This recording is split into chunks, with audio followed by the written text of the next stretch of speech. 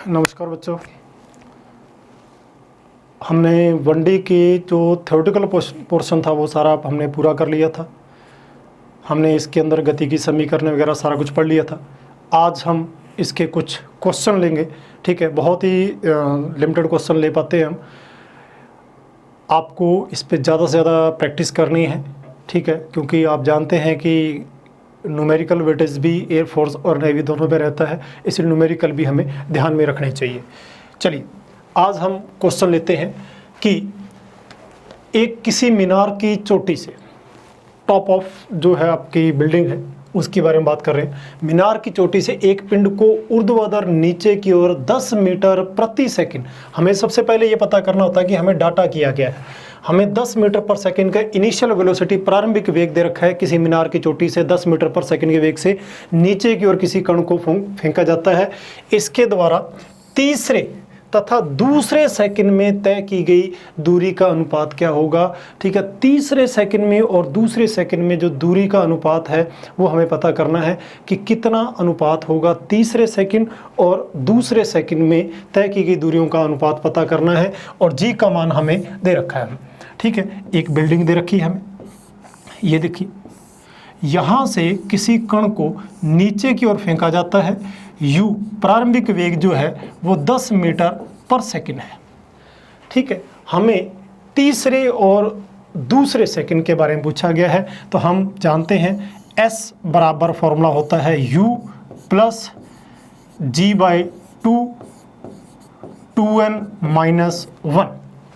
ठीक है, ये फॉर्मूला होता है nवें सेकंड में तय की गई दूरी के बारे में। ठीक है, सबसे पहले वो हमसे जो बात रख रहा है वो कह रहा है कि जो n है सेकंड है वो तीसरा सेकंड है, तो s3 बराबर u का मान आपको दे रखा है। u कितना दे रखा है 10 प्लस g का मान 10/2 2n, n का मान कितना है 3 माइनस 1। ठीक है, s3 बराबर चेक करते हैं। ठीक है, यहाँ कितना आएगा 6 माइनस 1 5 और 50/2, यानी कि यहाँ आएगा 25 प्लस 10 35। तो ये आपके पास पहली डिस्टेंस आ गई है 35। इसी प्रकार उसने दूसरी बात में ये लिखा है कि n का मान कितना दे रखा है दूसरा सेकंड। देखिए, तीसरा सेकंड और दूसरे सेकंड, ये दो मान दे रखे हैं। ठीक है, दूसरा बाद में बोल रहा है तो बाद में ले लेते हैं, अपने वो क्या है, तो हमें वही फॉर्मूला लेना है s2 बराबर, क्योंकि बेसिक फॉर्मूला तो यही है हमारे पास। u का मान तो वही है 10 प्लस g का मान 10/2 2n का मान 2 माइनस 1। ठीक है, यहाँ देखिए कितना आ जाएगा 4 माइनस 1 3। ठीक है, 30/2 15 15 और 10 जो है 25। s2 का मान जो है वो हमारे पास आ गया 25 मीटर। अब हमें क्वेश्चन में ये पूछा हुआ है दूरियों का अनुपात। देखो, जो पहले बोला है उसे ऊपर रखो, जो दूसरे बाद में बोला उसको नीचे रखो। यानी कि s कौन सा तीसरे सेकंड बटे में s कौन सा दूसरे सेकंड का अनुपात पूछा है। तीसरे सेकंड में जो है वो 35 है और दूसरे सेकंड में कितना है 25 आया है, तो मैं यहाँ लिखूँगा 35 बटे में 25। ठीक है, 35 बटे में अगर 25 लेते हैं तो कितना आएगा अपने पास 7/5, यानी कि 7:5 हमारा इसमें उत्तर आना चाहिए। तो हमारा इसमें बी ऑप्शन आंसर आ जाएगा। तो हमें ये पता होना चाहिए कि हमें दिया क्या है और हमें सॉल्व कैसे करना, ये सारी हमें नोटिस में होना चाहिए। ठीक है, ये पहला प्रश्न था हमारा। दूसरा प्रश्न देखिए, दो कार A और B एक ही दिशा में वेग v1 और v2 से गतिमान है, जिसमें v1 ज़्यादा है v2 से। ठीक है, जब कार A व B से, जो A तथा B से दूरी आगे है, A कार चालक ब्रेक लगाने का प्रयास करता है, मंदन उत्पन्न होता है, कारें टकरानी नहीं चाहिए। ये सारी घटनाएं इसमें पूछी हुई है। चलिए हम एक एक करके बात करते हैं। ये आपके पास एक कार है A, ये जा रही है VA वेग से। इसके आगे एक कार जा रही है B, ये जा रही है VB वेग से। और जाहिर सी बात है पीछे वाली गाड़ी की रफ्तार ज़्यादा है। ठीक है, ज़्यादा रफ्तार है तो दोनों का सबसे पहले तो यदि आपसे पूछा जाए सापेक्ष वेग क्या होगा, देखो मैंने पिछले सीरीज में यही बताया था कि सापेक्ष वेग में यदि दो वाहन एक ही डायरेक्शन में जा रहे हैं तो सापेक्ष वेग जो है v बराबर आ जाएगा va माइनस वीबी, सापेक्ष वेग आ जाता है। ठीक है, अभी इनका सापेक्ष वेग है। फिर क्या करता है, एक चालक ब्रेक लगाने पर एक समान मंदन ए उत्पन्न होता है, दोनों कारें टकरानी चाहिए। ये हालांकि पीछे वाली है, ये मंदन लगाएगा और दोनों कारों के सापेक्ष वेग जो है वो टकरानी नहीं चाहिए। देखो अभी दोनों के बीच का रफ्तार पीछे वाली की ज़्यादा है, यदि वो ज़्यादा बनी रही तो वो उससे टक्कर मार जाएगी। हम चाहते हैं कि टकरानी नहीं चाहिए, इसलिए पीछे वाली जो कार है, जो ए कार है, इसकी रफ्तार को धीरे करो ताकि पहले देखो तेज चल रही है, ये क्या कर रहा है, ज़्यादा है। ठीक है, इसकी रफ्तार को थोड़ी धीरे करो, धीरे करते करते करते करते उससे टक्कर नहीं होनी चाहिए। टक्कर नहीं होने का मतलब ये है कि दोनों की चाल जो है वो बराबर हो जानी चाहिए। ठीक है, तो ये पूछ रहा है कि टकरा नहीं जाती है तो उसके बारे में, डिस्टेंस के बारे में पूछा जाता है। तो मान लो इन दोनों के बीच की दूरी कितनी है, s दूरी पर जाके दोनों रुक जाती है। तो हमारा क्वेश्चन ये कहता है प्रारंभिक जो सापेक्ष वेग है, प्रारंभिक सापेक्ष वेग जो है u से लिखा जाता है वो कितना है, va माइनस वीबी। दूसरा क्वेश्चन ये कहता है कि अंतिम सापेक्ष वेग क्या होना चाहिए। देखिए सापेक्ष वेग का मतलब ये है कि दोनों के बीच का जो चाल है वो बराबर हो जानी चाहिए, टक्कर होने से एकदम बराबर चलेगी, टक्कर नहीं होगी दोनों के बीच की। ठीक है, ये कंडीशन हमें सापेक्ष वेग 0 हो जाना चाहिए। हमें दोनों के बीच की दूरी का पता करना है, तो फॉर्मूला क्या होता है, v स्क्वायर बराबर u स्क्वायर, मंदन पैदा हो रहा है 2as। ठीक है, जो ये दूरी है, अंतिम कितना है 0, प्रारंभिक सापेक्ष वेग कितना है va माइनस वीबी का स्क्वायर माइनस 2as, और इससे यदि मैं s का मान निकालता हूँ तो va माइनस वीबी का होल स्क्वायर बटे में 2a। ठीक है, ए बी ना लिखकर उसने 1-2 भी लिख सकते हो। तो यहाँ पर ये सापेक्ष वेग का मेरे पास मान आ जाता है। तो वो कहता है कि दोनों के बीच की दूरी टकरानी नहीं चाहिए, तो दोनों के बीच का कम से कम इतना गैप तो होना चाहिए कि ये जो दूरी है, ठीक है, दोनों के बीच की दूरी जो है d, जो इससे तो ज़्यादा होनी चाहिए, क्योंकि अगर दोनों के बीच की दूरी s ही हुई इसका मतलब तो वो एकदम दोनों को टच करेगी। हम ये चाह रहे टच ना करें, इसलिए दोनों के बीच की दूरी जो है वो s दूरी, जो इनके रुकने, एकदम स्पर्श करने के तक के रुकने की दूरी है, उससे थोड़ी सी ज़्यादा होनी चाहिए। इसलिए जो d दूरी है आपकी ये ज़्यादा होनी चाहिए इससे। ये मान कितना है, va जो है माइनस वीबी का होल स्क्वायर बटे में 2a। ठीक है, ए बी को अगर आपने 1-2 लिख लेंगे तो भी है, तो कौन सा ऑप्शन बैठेगा हमारे पास, इसका जो है वो सी ऑप्शन हमारे पास इसका माना जाएगा। ठीक है, तो इस प्रकार से हम मान निकाल सकते हैं। ध्यान दीजिए, वो कह रहा है कि दोनों टकराने से पहले पहले रुक जानी चाहिए, दोनों टकराए नहीं टकरानी चाहिए। इससे दूरी, दोनों की स्पर्श करने की दूरी आ जाती है एस। हम चाहते हैं स्पर्श नहीं होनी चाहिए, इसका मतलब दोनों के बीच की दूरी एस से चाहे पॉइंटों में ही ज़्यादा हो, लेकिन इनके बीच की दूरी थोड़ी सी ज़्यादा होनी चाहिए। तो ये हमने इसके बारे में क्वेश्चन डिस्कस करा। अगले क्वेश्चन पे चलते हैं। देखिए 400 मीटर ऊंची मीनार की चोटी से एक व्यक्ति गेंद को ऊर्ध्वाधर नीचे की ओर फेंकता है। उसी क्षण एक अन्य गेंद को मीनार के आधार से 50 मीटर पर सेकंड के वेग से ऊर्ध्वाधर ऊपर की ओर फेंकता है। दोनों गेंदें आधार से कितनी ऊंचाई पर मिलेंगी। ठीक है, पहले हम क्वेश्चन को सॉल्व करते हैं। यहाँ हम बात करते हैं कि इस क्वेश्चन में हो क्या रहा है। ये हमारे पास मीनार है, इस मीनार की ऊंचाई जो है हमें दे रखी है। इस मीनार की ऊंचाई जो है वो 400 मीटर शो की हुई है। अब कहता है कि एक गेंद ऊर्ध्वाधर ऊपर से नीचे की ओर फेंकी जाती है।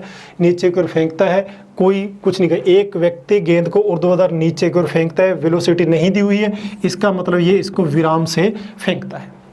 उसी क्षण नीचे से गेंद को ऊपर की ओर फेंका गया है और उसकी चाल जो है वो हमें दे रखी है 50 मीटर पर सेकंड। ठीक है, 50 मीटर पर सेकंड दे रखी है। तो ये गेंद जो है वो नीचे आएगी और ये गेंद ऊपर जाएगी। कुछ समय बाद दोनों गेंदें एक दूसरे को क्रॉस करेंगी टी समय में, दोनों गेंदें एक दूसरे को टी समय में पार करेंगी। तो वो ये पूछ रहा है कि जब वो पार कर रही हैं तो आधार से कितनी ऊंचाई पर होंगी, दोनों गेंदें आधार से कितनी ऊंचाई पर मिलेंगी या एक दूसरे को क्रॉस करेंगी। वो यहाँ पर एक दूसरे को क्रॉस कर रही है, तो ये हमें ऊंचाई पूछी है ये वाली कि वो कितनी ऊंचाई पर एक दूसरे को क्रॉस करेगी। सबसे पहले गेंदों का एक दूसरे को पार करने का समय कितना होगा। ये देखिए मैंने आपको डायरेक्ट ट्रिक में लिखवा दिया था।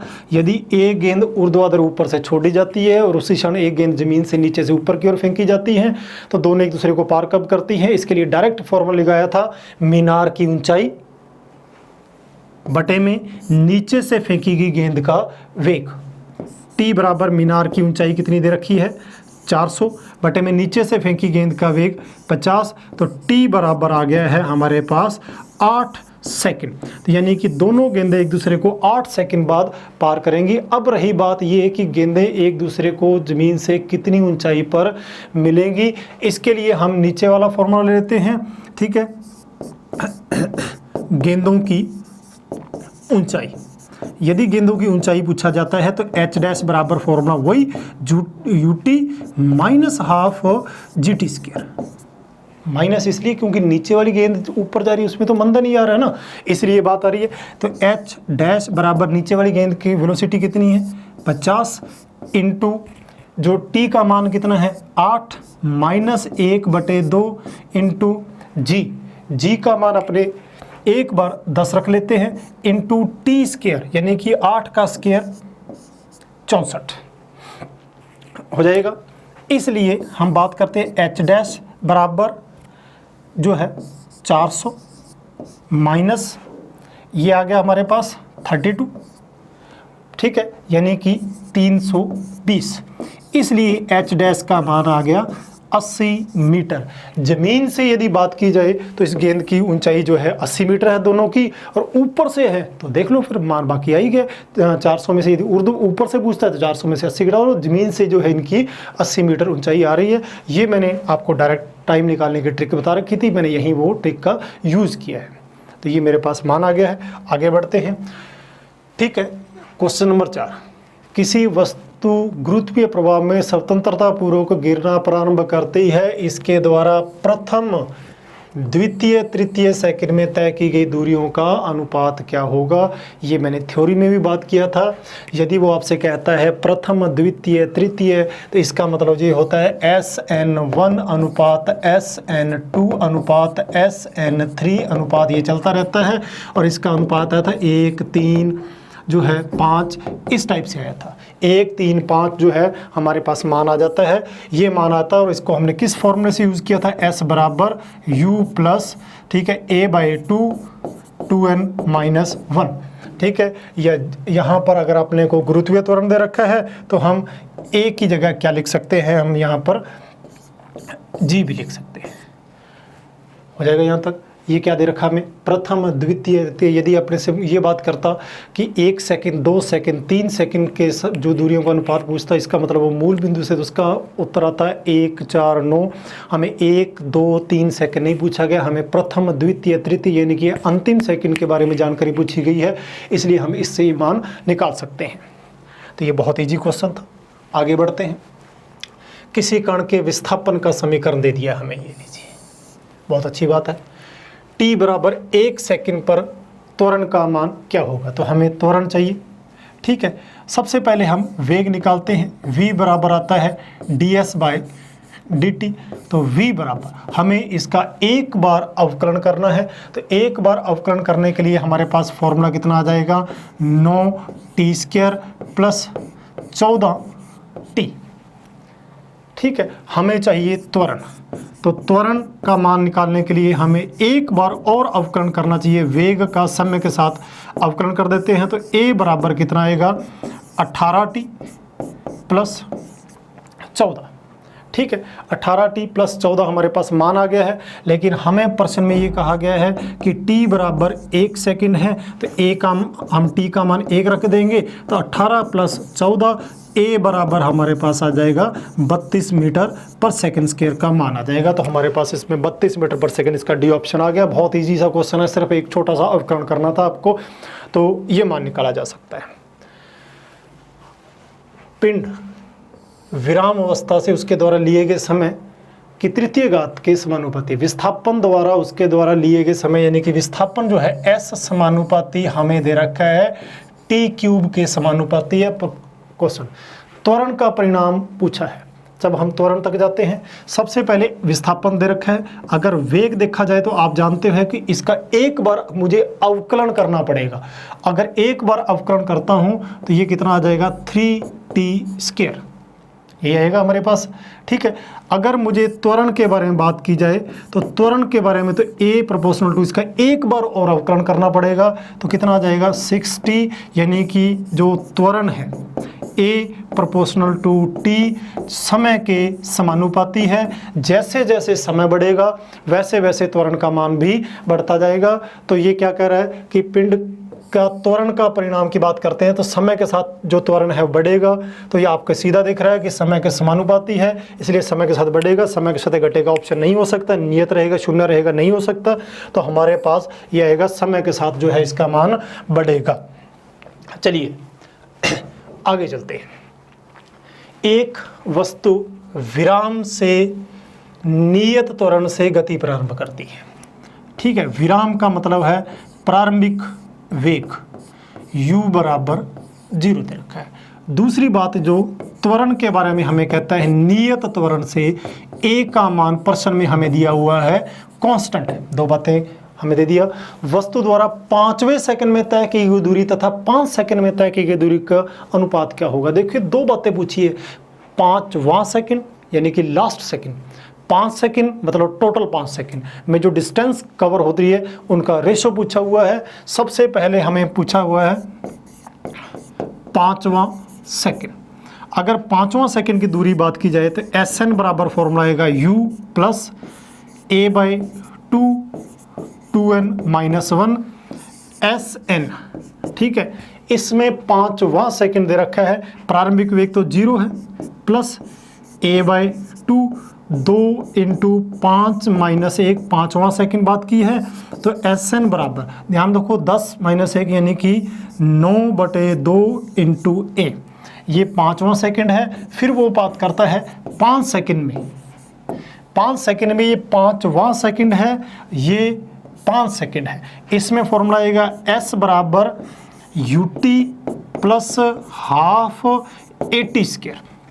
प्रारंभिक वेग तो 0 है, 0 प्लस 1/2 a × 5 का वर्ग, यानी कि S बराबर 25/2 × a। ठीक है, दोनों बातें आ गई।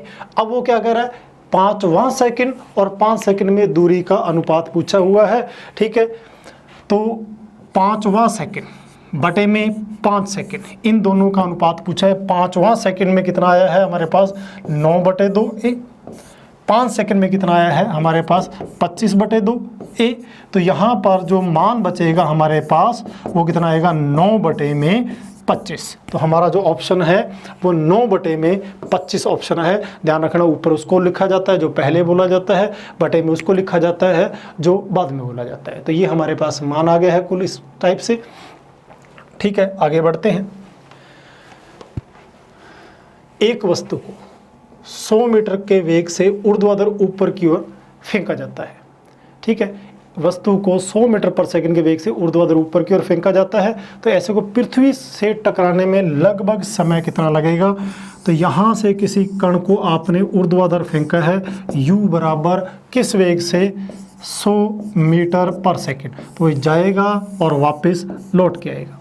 ठीक है, तो हमें आपको मैंने इसका पूरा वापस लौटने का समय पूछा हुआ है, पृथ्वी से टकराने का समय पूछा हुआ है। तो डायरेक्ट आपसे उड्डयन जो है काल पूछा हुआ है, और उड्डयन काल का फॉर्मूला मैंने आपको डायरेक्ट बता दिया था 2u/g। लगभग में मान पूछा है, 2u का मान कितना है हमारे पास 100/g का मान कितना मान लेते हैं अपने 10, तो ये कैंसिल आउट हो गया, तो t का मान जो है 20 सेकंड आ गया लगभग में। लगभग इसलिए बोला है क्योंकि g का मान 9.8 भी रखा जा सकता है। तो हमारे पास जो मान आ गया है 20 सेकंड में ये वापस ज़मीन पर टकरा जाएगा। क्वेश्चन नंबर 9, समान आकार की दो गेंदें जिनमें से एक का घनत्व दूसरे के घनत्व से अधिक है, ठीक है, समान ऊंचाई से गिराई जाती है, कौन सी गेंद पृथ्वी पर पहुंचेगी यदि वायु का, बहुत इंपॉर्टेंट चीज़ है, प्रतिरोध नगण्य माना जाए। देखिए पृथ्वी किसी भी चीज़ को गुरुत्वीय त्वरण से खींचती है। गुरुत्वीय त्वरण g का मान जो है वो ग्रह के द्रव्यमान, ग्रह के घनत्व पर निर्भर करता है, किसी पिंड के द्रव्यमान, पिंड के घनत्व पर निर्भर नहीं करता है। इसलिए हम ये भी जानते हैं कि वायु की अनुपस्थिति में यदि हम सिक्के और पंख को गिराएं तो दोनों ज़मीन पर एक साथ पहुंचते हैं। उसी प्रकार यहाँ दोनों का घनत्व अलग अलग है, लेकिन दोनों ज़मीन पर जो है वो एक साथ पहुंचेंगे, ठीक है, क्योंकि वस्तु के द्रव्यमान घनत्व पर g का मान निर्भर नहीं करता है। तो ये बहुत ही आसान सा क्वेश्चन था हमारे पास। क्वेश्चन नंबर 10, एक नल पृथ्वी की तल से 5 मीटर की ऊंचाई पर है, ठीक है। चलिए, हमें ये कहा गया है कि एक नल है, ये लीजिए, ठीक है, ये पृथ्वी की सतह से, यहाँ से पूरे h बराबर 5 मीटर की ऊंचाई पर स्थित है। इसमें नियमित समय अंतराल पर जल की बूंदें गिर रही हैं। इसमें बूंदे टप टप टप टप पानी टपक रहा है, वो नियमित अंतराल पर टपक रहा है, ठीक है। जिस क्षण तीसरी बूंद नल से गिरने लगती है, पहली बूंद धरती पर पहुंच जाती है। इसका मतलब जब यहाँ पर तीसरे नंबर की बूंद गिरने लग जाती है तो पहली जो है धरती पर पहुंच जाती है और दूसरी कहीं बीच में होती है। ये पहली नंबर की है, ये दूसरे नंबर की बूंद है, ये तीसरे नंबर की बूंद है, ठीक है। हमें 3 बूंद के बारे में दे रखा है, तो इस प्रकार से ये पहली बूंद आती है, ठीक है। इस प्रकार जब पहली बूंद ज़मीन पर गिर जाती है तो उस वक्त ये पहली बूंद, तो तीसरी बूंद नल से निकलना शुरू होती है। उस वक्त तीसरी बूंद जो है, पहली बूंद ज़मीन को टच करती है तो तीसरी बूंद नल से, इसका मतलब दूसरी उन दोनों के बीच में कहीं पर जा रही है, समान समय अंतराल में गिरती है। तो कहता है कि पहली बूंद जब उसी क्षण दूसरी बूंद पृथ्वी से कितनी ऊंचाई पर होगी, दूसरी बूंद पृथ्वी पर किसी ऊंचाई पर होगी। इस बूंद की ऊंचाई पूछी है हमें, ये वाली ऊंचाई पूछी है। सबसे पहले तो हमें ये पता करना पड़ेगा कि तीनों बूंदें जो हैं वो गिर रही हैं, तो इनके बीच का समय अंतराल क्या है, ठीक है। बूंद को कितनी ऊंचाई से गिरना है, तो इसका प्रारंभिक वेग 0 है। तो सबसे पहले हम ये पता करते हैं, बूंद को सतह तक पहुंचने में लगा समय, सतह तक पहुंचने में लगा हुआ समय के लिए हम किस प्रकार से बात करते हैं। देखिए फॉर्मूला होता है जो h बराबर ut प्लस 1/2 GT²। टाइम ही तो पता करना है हमें, ठीक है। h कितनी ऊंचाई है हमारे पास, टोटल 5 मीटर। प्रारंभिक वेग कितना है, 0 प्लस 1/2 GT²। तो हमारे पास t का मान, अगर इसको मैं एक बार h लिख लेता हूँ, h बराबर, तो t बराबर जो है वो √2h/g, t बराबर √2h का मान कितना है 5 मीटर बटे g का मान 10, तो t बराबर जो है 1 सेकंड। इसका मतलब ये है कि बूंद ज़मीन तक पहुंचने में 1 सेकंड लेती है, लेकिन यहाँ बराबर समय अंतराल पे जब पहली बूंद ज़मीन पे गिर जाती है तो तीसरी शुरू हो जाती है।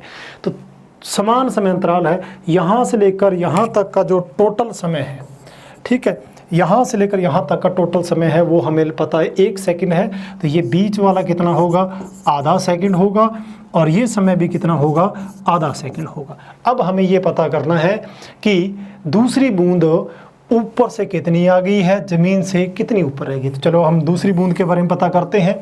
तो सेकंड बूंद के बारे में बात करते हैं, वो कितनी दूरी तय करती है, आधे सेकंड में। h बराबर वही फॉर्मूला ut प्लस ½ GT²।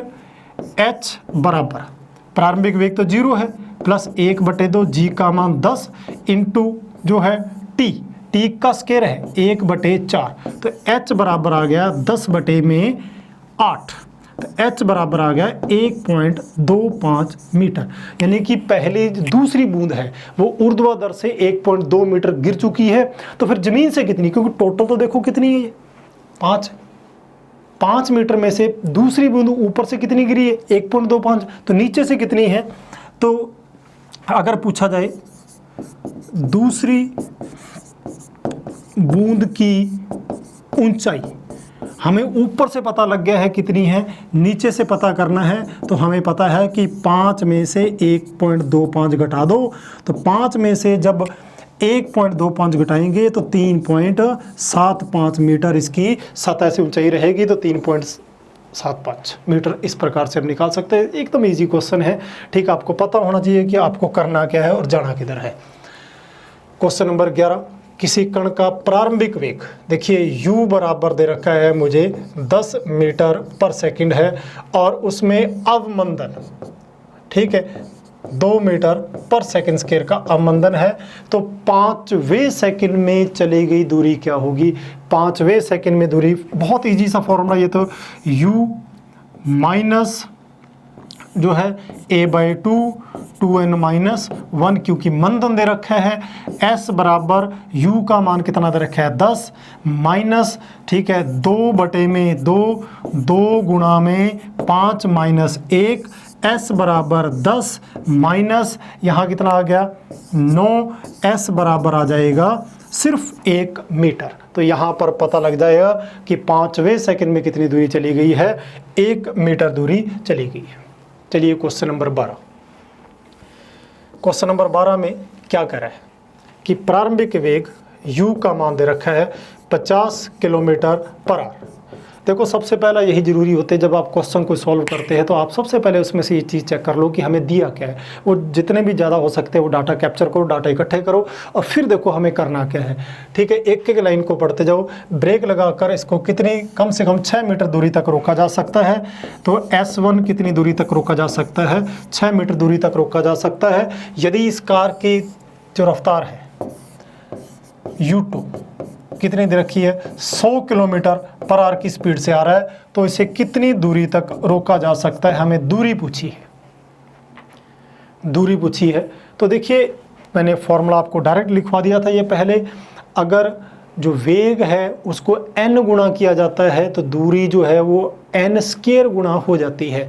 ये अपने पहले फॉर्मूला आ चुका है, लेकिन फिर भी अगर रोका जा सकता है तो हम जानते हैं v स्क्वायर बराबर u स्क्वायर माइनस 2as।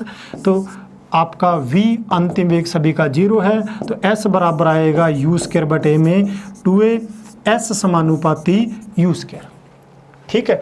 इसलिए मैं लिख सकता हूँ S1 बटे में S2 बराबर U1 बटे में U2 का होल स्क्वायर। S1 का मान कितना है मेरे पास 6 बटे में S2, U1 कितना है 100, सॉरी U1 100 नहीं है, कितना दे रखा है 50 दे रखा है, ठीक है।